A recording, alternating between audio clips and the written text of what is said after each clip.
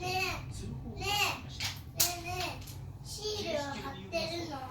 貼ってるよ。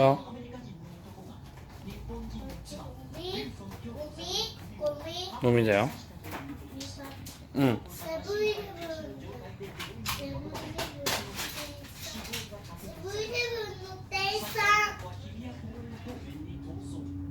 これだよこれ。もう終わり？運動も終わり？開くよ。はい。ママ。ミニストップとセブンイレブン遊ぶよ。そうちゃんミニストップ。ママはセブンイレブン組み立てて、そうちゃんはミニストップだから組み立てて2つこうやって、何？これはね、もうメリカだって。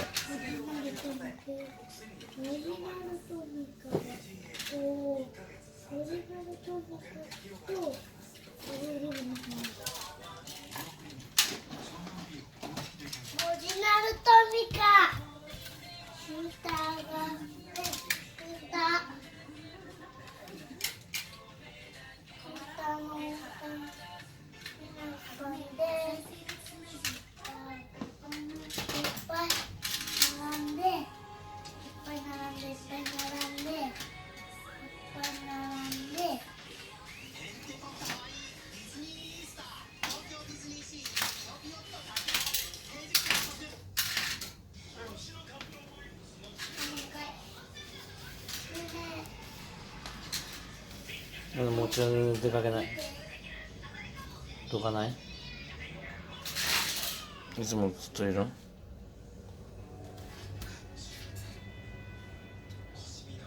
発射したよ。ミニストップここに置いとくよ。で、シューターを2つ。じゃあ一番好きな看板は辛そうじゃんし。これ辛そうじゃんし。